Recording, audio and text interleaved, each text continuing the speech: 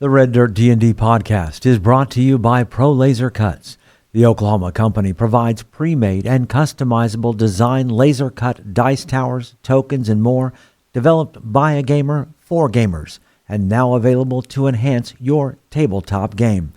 Pro Laser Cuts products can be found at many Oklahoma City area game stores, local events, and now available online at prolasercuts.com.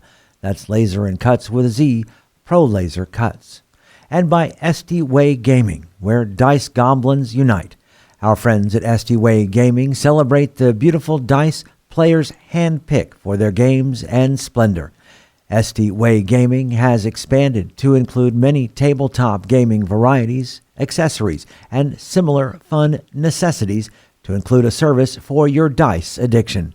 You can shop for a variety of products at sdwaygaming.com or find SD Way Gaming on Facebook.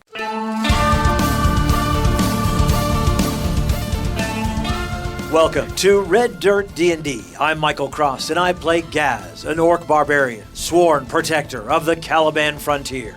I'm Konnor Shenold. I play Konnor with a K, Kobold Sorcerer who's a continuous thorn in the Empire's side. I'm Johnny Payne, and I play Zonimus Dinar, a paladin of dusk, using vengeance as a tool to protect the ones I love. I'm Kiri Hester. I play Poppy Tea Leaf, the halfling desert druid determined to save the wild places from the ambitions of civilization. I'm Brooke Bullock, and I play Moran Stoneshaper, a young dwarf sorcerer finding his true family as revealed by the secrets of the frontier. And I'm Ash King, your dungeon master. Join us now for Tales from the Caliban Frontier.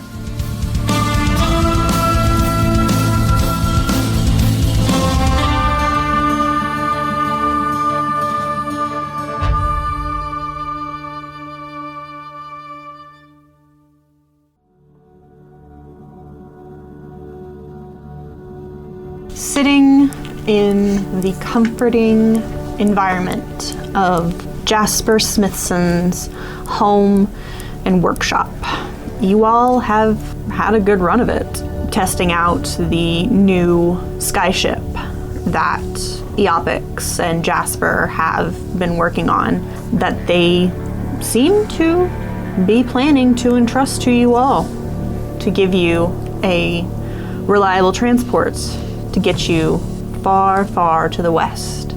Poppy, Zonimus, the two of you sit looking at the images of Wiley and Fortunato shimmering in the scrying bowl before you. You hear Fortunato speak. Soon we will have the bottle in our grasp. Do you know what he's talking about, Zonimus? I don't know anything about a bottle. Do you think they're just looking for a drink? Right? That's totally feasible and totally not scary. Well, we know you can trap things in a bottle. Oh man, is Cimarron trapped in the way that we got the Mind Eater? Eopix, what do you think? You were there. I was there, but the end of the battle was chaos, to say the least. We felled Cimarron, and then Thundercrack. She did something, but all she would say was that as long as we guarded the keys, then he would never be able to return. Mockern, Is it? on your maps, is the Whistlewind Cavern anywhere near the Obsidian Wastes? Well, we know that there's some type of valley of destitute things, that's out there in the west. It's definitely out in the desert part of the Caliban, as far as we know. Eopix kind of comes over to you, looking over your shoulder at your map, and he indicates the area far to the west, where you've got an indication that Cimarron's palace lies. Right. He indicates a big swath of area.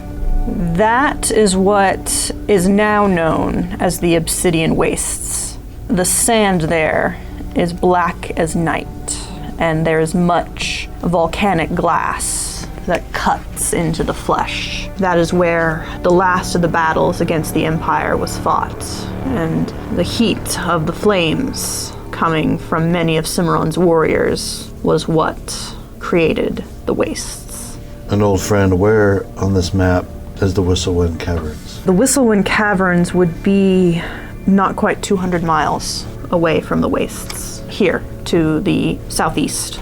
If I'm looking at this map and remembering the view over Wiley's shoulder and the vision, is it clear they're heading to one or the other, or they could be heading to either? From the vision, it seems as if for the moment they are closer to the Obsidian Wastes. You didn't really see anything that could be described as like the Whistlewind Caverns.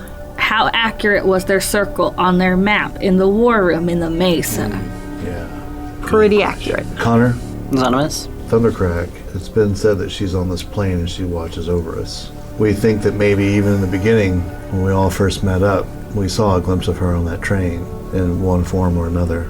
You don't think it's possible she would have imprisoned herself with him, or left this plane as a key holder to add one more layer of protection? And Zonimus is saying this to you, not in a questioning you know things about Thundercrack way, but in a, I'm finally going to respect and embrace that you might. And do you have any wisdom on this? You kind of see Konnor hesitate, and it takes him a bit to finally answer your question. And he says, I don't think that that's what happened. So not like, sorry for eavesdropping, but Nightmare went with the Mind Eater and sucked them both into that semi-demi-plane thing. But you don't think that that's how Thundercrack trapped Cimarron? No. I mean, it's possible, but I don't think that that's what happened. Konnor, it seemed like dragons can talk to each other like the way we can talk with Rocky-Talkies, only they don't even need them. Like they got some other type of mental magic. Like constant message or something, that would be really cool. But it seemed like Nightmare can't reach anybody. Well, from what I understand, the dragons have an innate connection to each other. Different from any other thing in existence. That's why they kind of talk in that collectiveness, or at least that we're demonstrating from Nightmare.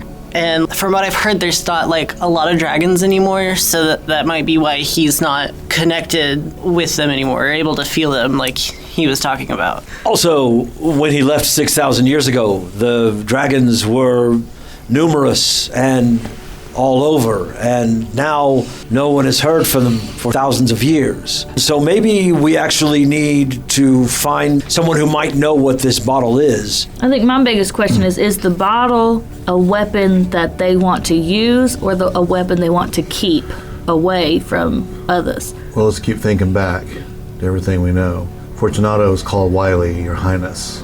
Mm-hmm. Maybe the bottle is a vessel to transfer blood from one generation to the next. Maybe it's a vessel to transfer the blood of Cimarron. To get Wiley to full power or something or like that. Or to get Wiley drained and Cimarron brought back. If anybody is going to know what actually happened, it'd be Thundercrack. Right. So we need to be asking her these questions. Mr. Albix, it looks like, if I'm understanding the map right, we don't necessarily have to cross the Obsidian Waste to get to Whistlewind Caverns, is that right? It's kind of, that swath doesn't come all the way that far south, right? No, you would hit the Whistlewind Caverns before you hit the Wastes. Okay, the possibility of Thundercrack is on our way. And the faster we get there, the faster we can stop whatever they're doing. Probably your visions are right now, right? Yes, that is right now. This bottle seems like something important that they need. I'm just having a hard time struggling with letting them have it. So if you remember the murals, Thundercrack collected things from the Sky Sisters and from Sneaky Coyote, and I wonder if it's one of those things. However, I also have to say, trying to find a bottle that we don't know where it is or what it does would be a fool's errand. I think Thundercrack is where we need to go. From there, we can move on to whatever quest we need to go on after that. But first, we need to seek out Thundercrack. But is there anything we need to do before we get there? I think that it would be in our best interest to not put all of our eggs in one skyship, so to speak. And Eopix, I think you're going to be instrumental. I think we need to gather as much brain power and as much strength as we can. I think you need to find your fellow Key Guardians, keep them safe, work with them in figuring out what you can. You were the only ones here that were here. So here's the thing. Strom would be the only one in the area over here. Well, the good news is Islay would have been out in the wastes. Yeah. I'm skeptical that she is still on this plane of existence. Mother Orbital, possibly to the Ironwood. You could drop me off in the city of Shada in the west, and I could see what I could find out there. I think that would be a great idea. I think we have a bunch of enslaved Dragonborn and Kobolds hanging out in the mesa that we don't have time to save, but could be unmonitored. I don't know. I'm just saying we have people out there that we don't want them to come with us, but we need everyone to be aware. I don't want anyone to be caught by surprise. If there's like a big explosion or something, and Caliban like goes into like a time rift, or like something crazy happens. I don't know. Do you know what I'm trying to say? I understand. 5,000 years ago, we had this little rebellion going on. I don't know if you're aware of it. I remember. You might want to start about picking that back up again. That's what I'm saying. So here's some other awesome, helpful things. We have a bunch of warriors who have been training and fighting for 6,000 years, who are very tired, but they're very good at their jobs, who just poofed in. And then we have a bunch of green Dragonborn that also probably willing to work alongside these black Dragonborns. It just seems like there are a lot of people who would love the chance to fight for what they believe in. I don't want to hog it. We also have ghost elves and wood elves who might be willing to join in the fight. And probably orcs. And gnolls. If you want to get the gnolls, you got to go to Shada. That's what I was thinking. If we go to the city of Shada, we might be able to talk to the gnolls. But we could do that, and maybe, Eopix, if you and Smithson and Kikiak could look into the Green Dragonborn at the Mesa, or maybe even with the Wood Elves. There's also a bunch of green Dragonborn at the font. There's stuff happening at that mesa that is weird. I would save that for when you like amass more people to help us out. We're obviously going to try and do as much as we can to stop the brunt of their force, but we don't know who else they have on board. Exactly. So where do we go next? Do we go to the city of Shada? Do we take Eopix with us? Yeah. Yeah. We said that the Whispering Caverns is southwest, and Shada is just west. Yeah, I think that they are too close to the Whistlewind Caverns. I think we need to go there in case that's their next stop or their stop after. To the city of Shada first. No. Whistlewind Caverns and find Thundercrack needs to be our first. Because if Wiley and Fortunato are heading in that direction and we go somewhere else, that's giving them time in that area. Yeah, that makes sense. I want to head them off and get to Thundercrack before they have a chance to. We can talk with Thundercrack, find Thundercrack, get a clue to Thundercrack, and then go to Shada and try to rally troops there. Thundercrack first. We are this close. Every path has led us here. We just went through something dreadful to get clues to find her. The counter argument to that is that we're a little low on supplies. We don't know where Thundercrack is. We're going to be wandering around the Whistlewind Caverns for a while. And we don't know that while we're there with Thundercrack, Wiley shows up. We're going to be in big fight mode. You're right, if Wiley shows up while we're there, but if we go to Shada first and Wiley shows up while we're at Shada, then when we show up in the caverns, Wiley's already going to have been there and gone. But we have no idea that he's going to Shada. Right, I don't think he's going to Shada. Here's what I'm saying to counter Poppy's point. Is if Wiley's going to the caverns also, and we show up after Wiley's been there, then we've lost the cavern. Does Shada give us anything other than invest the gnolls in a possible army? And a way to restock. Well, and they have, from what Ash may have hint dropped last time, we can get some really good material components for some higher level spells like Hero's Feast and stuff like that. If we make it quick, we could. I'm not saying we spend a lot of time in Shada. Less than a day. Let me put it this way. If you go to Shada first, there is a possibility, since it is close to the lair of Thundercrack, that you might be able to find perhaps a brass dragonborn who can lead you and help you get farther into Thundercrack's lair. It's labyrinthine, the Whistlewind Caverns. It's a big maze, and we're gonna get lost. And again, if you also work to get the gnolls on your side, the gnolls are the fiercest fighters in all the Kalban, even tougher than orcs. I'm just getting tired of losing. I don't think that will be the problem. They have a large area to look. They don't know about the Whistlewind Caverns. Or they know about the Whistlewind Caverns. They don't know that the Whistlewind Caverns are Thundercrack's lair. They only know the lair is somewhere in, what did you say, a 50,000 square foot area that they will have to search. We know specifically where, and we know where we can get help to get inside the caverns. I whispered to Zonimus, Eopix hadn't ever left us bad info yet. Okay, we take the ship to Shada. Moran, Yes, sir. bring all your maps and come with me, please. All right.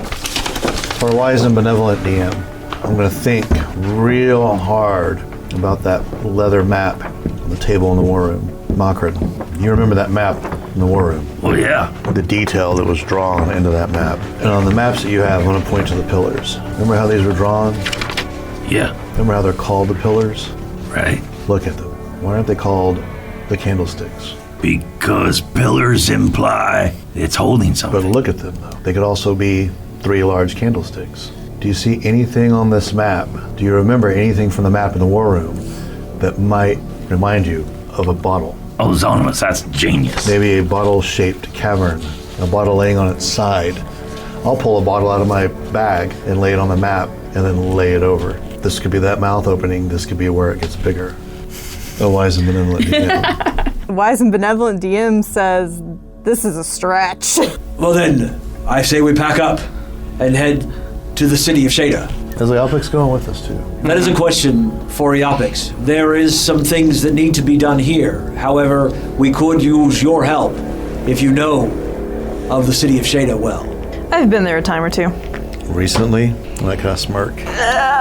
Give or take 75 years. Okay. Fair enough.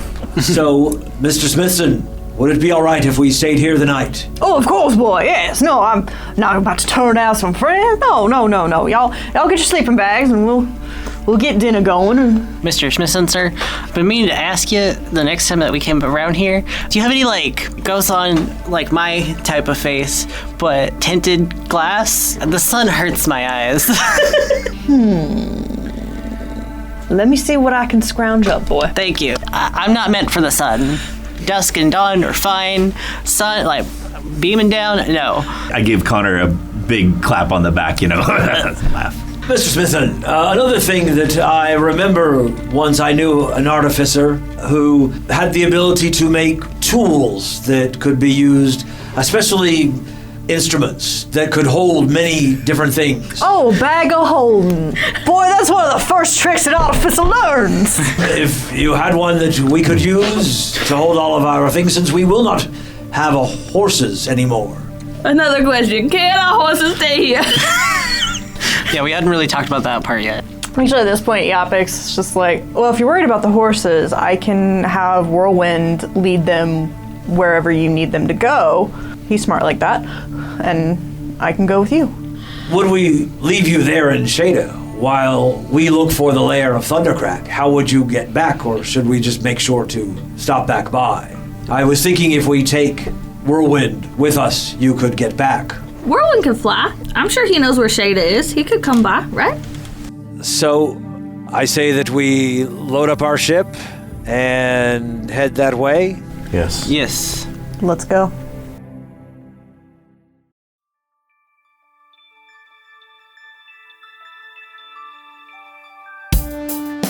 Greetings and salutations, my friends. I'm Michael Cross. So great to have a moment to talk with you during this mid-show break. First off, I want to invite you all to join us as Patreon members. The money we raise helps us pay for things like the music and sound effects you hear on the show, as well as money to go to events and make new fans. When you become a Patreon member, you get our episodes 4 days early, bonus content, access to our Discord server, and full versions of our roundtable discussions. You'll be joining other fans like Scott Wise, Don Mills, Heath Mormon, and the Lady Kate. So join us right now at patreon.com/reddirtdnd. Another way to support us is by getting your very own Red Dirt merchandise. You can find things like hats, hoodies, mugs, and t-shirts. Just click on the merch tab at reddirtdnd.com or reddirtrpg.com. Since 2020, the Red Dirt D&D podcast has been close to another Oklahoma actual play Dungeons & Dragons podcast, D20 to Curtain. And me personally, I've had a chance to work on stage with some of the actors on the show. So when you get done with this episode, you should check them out. Hello, fellow D&Ders. My name is Jerome. I'm Jennifer. I'm Jody. And together with our friends Kara, Timothy, and Jared, we are the cast of the D20 to Curtain podcast, where Oklahoma theater geeks and their friends hit record and explore our new addiction to Dungeons & Dragons. We think D&D is more than just a game. It helps us tap into the enduring power of storytelling. We combine live gameplay with behind-the-curtain episodes to share our experiences, insights, habits, discoveries, and passion for D&D with anyone who will listen. We hope D20 to Curtain will make you laugh, cry, maybe even make your experience at your table even more satisfying. Check us out anywhere you listen to podcasts or visit us at d20tocurtain.com or at D20 to Curtain on Facebook, Twitter, and Instagram. We look forward to having you. All we ask is that you have fun, be kind, and play the role. If you're looking for more content, make sure to check out our YouTube page with Mysteries of Beatrix live every Wednesday. Keys from the Golden Vault from the Red Dirt Outlaws dropping every Tuesday at noon, and Plausible Deniability every other Thursday at 7 p.m. So come check it out at youtube.com/@RedDirtRPG or search for Red Dirt RPG on YouTube. And we would love to hear from you. Find us on social media at Red Dirt RPG. You can also get in touch with us through our website at reddirtrpg.com. In the meantime, make sure and subscribe to this podcast and leave a comment on your favorite podcatcher so others can find us. All right, I think that's everything I need to tell you. Right now, let's head back to Red Dirt D&D.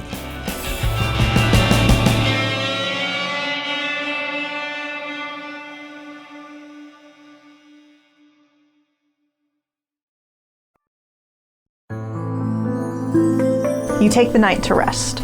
In the morning, you all load up into the cutter. Eopix says his farewell to Whirlwind, giving the Pegasus the instruction to make sure that Cal, Thistle, and Buttercup make it back to the last stop safely before he comes back and hops onto the boat, curls a hand into the rigging and looks to Konnor and Moran and gives a smirk and says, "So, who's at the helm first?" You get the honors, Moran. Well, I was going to give them to you, Lord Eopix, just because I know you like racing it. Stop it with the Lord! Oh yeah, I forgot about that part. Sure, I can take us out. All right. Before we go, Smithson, you got those glasses? Yes, he presents to you, reverse engineered. The same magics what can be used to create goggles of night. I present to you goggles of the day. Genius. Amazing. Fine lenses of nice quartz that have been dyed a nice blue color to cut out the harshness of the rays of the day. And about that bag of holding. Well, here you are, young Gaz. Thank you, Mr. Smithson. We'll stop asking you for so much favors. Oh, you're fine, you're fine. Gaz, I did take a look at your folding boat. Fortunately, I didn't destroy it, but the magics, I could not get them to harmonize in so short a time. I do apologize. That makes me sad. But we still have a folding boat if we do need it. And if there's anything else we need to do, I say we head off. I'll climb back up into the boat. I'm going to use my staff to cast Speak with Animals and have a safety briefing with Wildfire about boat safety. Very good. So, let us head to the city of Shada. All right, Moran. All aboard! And I grab the rudder, twist the handle, give it that forward pressure a little bit, and we go. You stand at the control module and flip all the switches, boop all the buttons, and with a ease, you take off. We should offer to pay Smithson something for all these presents he just done gived us. We gave him 8 other flight crystals. He's just going to be a dwarf in a gold mine. He's going to find all kinds of great things to do with it. He's going to put the rail service out of business. He's going to get himself in trouble is what he's going to do. Yep. For the next 4 days, the miles of the Callband frontier are eaten away beneath you. And I imagine we're dipping her down and resting at night and then taking back off in the morning. Yeah, we only get an 8 hours worth of travel. Right. And Mr. Smithson said we didn't want to burn it out. Right. We could run it, but we didn't want to burn it out with constant use. Hey, look, Konnor, instead of a big squinty bright thing, it's kind of a shady dark thing you can look out at. These glasses are nice. You sail over the scrubland that is closer to where the last stop and Jasper's camp and that area of the Callbend frontier. And you sail over the Great Mother River where you see that very brief green belt along the river. But once you get past that and you bank starting to head toward Shada, you start to see the true Callbend Desert. Sand and rock as far as the eye can see, with just a few small pockets of water. Steam and whistles. It'd be like chipping at a steel door to try to cross that thing. Look at that. I can't even see it. It goes to the horizon. You ever been out this far, Gaz? Oh, yes. We have actually traveled into the west very far, but it is very difficult to get into the more desert areas. Survival is mostly useful at night, but even then, that's when the dangerous creatures come out. But I say, sooner or later we'll be passing over the Citadel. What citadel is that? The prison. I mean, I wouldn't be surprised you don't take me as a follower of Daga. Oh, I remember Gideon talked about it once. If you're bad against Daga, you gotta throw it in Citadel. I'm surprised you ain't heard of it, Zonomus. It would feel like it would be a threat on your horizon in your smokes gang phase. Our confidence was just that high, or our egos. They say only the worst of the worst are thrown in the Citadel, but... Let me ask you, is there any reason why we should stop at the Citadel? Oh, no. No. We don't even need to slow down. Just whiz on by. Very good. Then we shall continue. And I climb up into the rigging and just enjoy the wind through my hair. So, how many days down are we when we get over the Citadel? About 2.5. During the journey, Konnor walks up to Zonomus. You see, he looks real hesitant about something. Tail kind of twitching in almost maybe nerves. And he looks up at you and, well, it's no big secret that I have secrets, right? We all have secrets. I think I'm ready to tell mine, but it's a better conversation with everybody. Can you help me kind of round up the rest of them? Yeah. We can have Eopix take the helm for a bit. Yeah, all right. I'll look up and motion to Poppy come over. she comes over and she has been working, making something, and she puts a little flower crown of poppies on Konnor's head. I made you a present. Oh, thank you. We're gonna have a family meeting. Okay, well, I'm fine. We're having a family meeting. Poppy, can you whip up a glass of water? I'll Sure. motion to Konnor. Sure. Lord Eopix, could you take over from Moran and send him back here, please? As long as you stop it with the Lord thing. Of course. Your Highness. I think everybody better sit down. I assume we have like a little eating area down in the hole or whatever, right? So Konnor steps up on one of the chairs so he could be height level with all of you sitting down. And you can still kind of see the nerves kind of almost raking like Konnor's body. And But you feel friendship through your flower crown. yes. And he goes, thanks for coming down here to talk. I have stuff that I need to tell you guys. And we've grown closer as friends, but with you all being so willing to help out Nightmare, this seems more appropriate that it comes out now rather than later. I am a Kobold of Thundercrack. She is my ruler. Oh, steam and whistles. But not only that, I'm a spy for Thundercrack.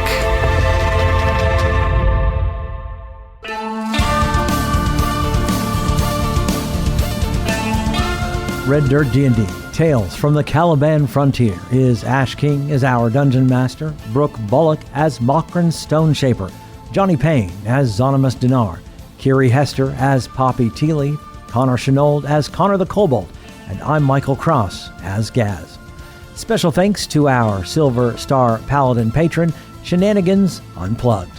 Our theme music was created by the cinemagician PJ Castillo. Our incidental music comes from Jeffrey McBride. Our sound effects and additional music, courtesy of TabletopAudio.com, Sirenscape, and Monument Studios. You can find us on Facebook, Twitter, and at RedDirtDND.com. We here at Red Dirt D&D could really use your help in getting the word about us. If you like what you've heard, make sure and subscribe, rate us, and leave a comment. Also, tell your friends about Red Dirt D&D. You can also support the show at patreon.com/RedDirtDND. We have several giving levels to help us grow up big and strong. Join us next time as we go deeper into the Caliban frontier.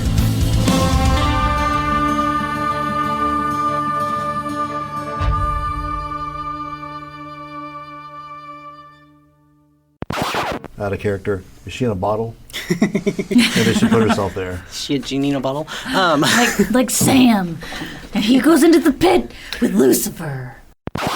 However, I also have to say, trying to find a bottle that we don't know where it is or what it does would be a fool's errand. Ain't you ever heard of the saying, like finding a bottle in a desert? It's just... We are fools, my friend. But We you're are. right. But I also think that... So this might be what you would call a fool's quest? Yes, a fool's quest. Nicely done. Nico, we expect some things, man. But I think we do know where Nightmare's lair is, and that... Thundercrack. Bloody hell. We also know what Nightmare's lair is. We were just there. You haven't said anything wrong yet. You haven't said anything right either. And contact with everyone who's been in an episode this season. I'm talking Black Chrysanthemum, the hipster biker Vespa gang, the Mandalorian, The Yotes! everybody. In the final episode, we could pull you all together and 90s trope this. Win. Just popping out of circles in the... I'm so sorry. Don't even put that out. On your left cap. Exactly! So you get the Hulk, I'll get the army. That's not a bad... I mean, yeah, an army would be great. I don't know what this Hulk is that you speak of. The wise and benevolent DM says, this is a stretch. It could have been a stretch or it could have been, holy crap, you nailed it. Yeah, I know. I really thought we had found a secret maybe early. 5,000 years ago, the whistling winds, the winds weren't whistling, and so this was called the something bottle cavern, or I don't know. Brave. It's fantastic. It's a great fan theory. Let me see what I can scrounge up, boy. Thank you. We remembered.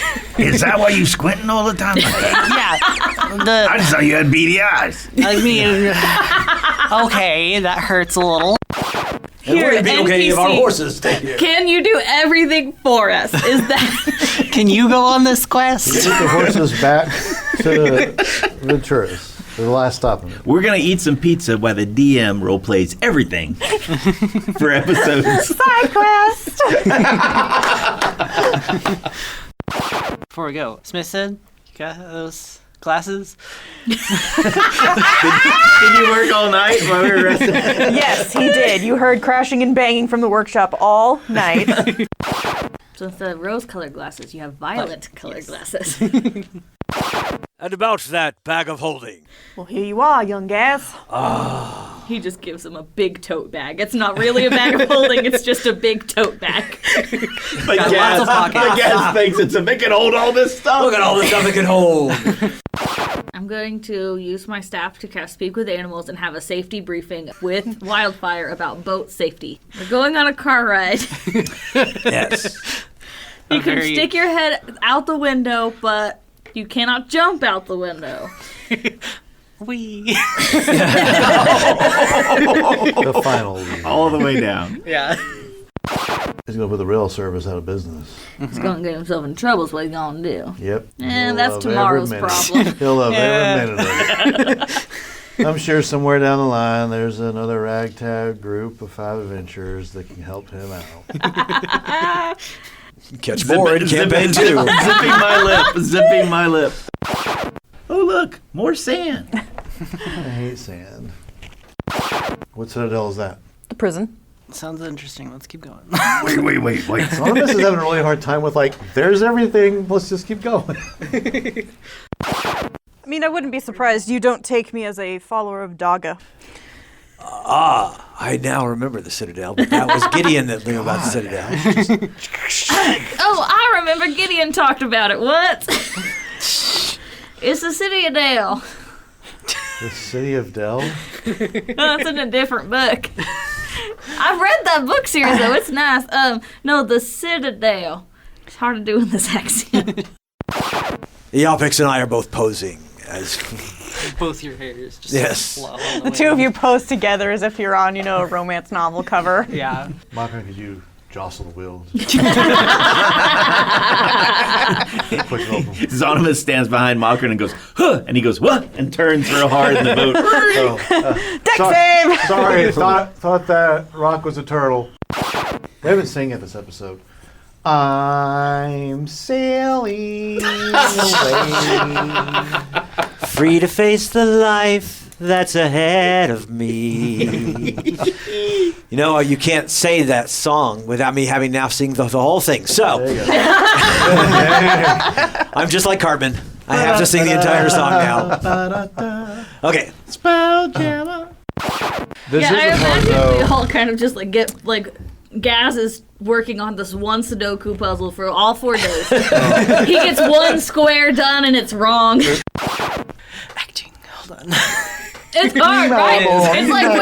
It's when someone says I love you and you're not expecting it, and now your character looks like a You know what? butthead. The best time to hear I love you is when you're not expecting it. Poppy disagrees. I love you too, Konnor. I know. Guys! Yes. I'm sorry, I am drawing figures of the creatures that we see as we fly around. Birds, of course, little, almost like you do it with an arc there and an arc there, and you get the bird. Look, that bird there, there's an arc there. We'll do that one. Well, yes. Come down here and we're having a meeting. You can draw what we all look like sitting around talking. Excellent. I am very good at drawing. I'm a spy for Thundercrack. And can we end it there? Yeah. Hell yeah! It's going to be a little bit of a shorter episode, but yeah. That's great. Here's the thing. You had just said, I feel like Thundercrack's been watching us over this whole time with the little pseudo dragon, and my brain went, what if Connor's a spy? I swear to God. Remember where we saw the pseudo dragon? On the train. On the train. We never saw it again. Oh my Konnor. And then we saw Konnor. Oh with my wings? gosh, with a polymorph and a thing and a Well done.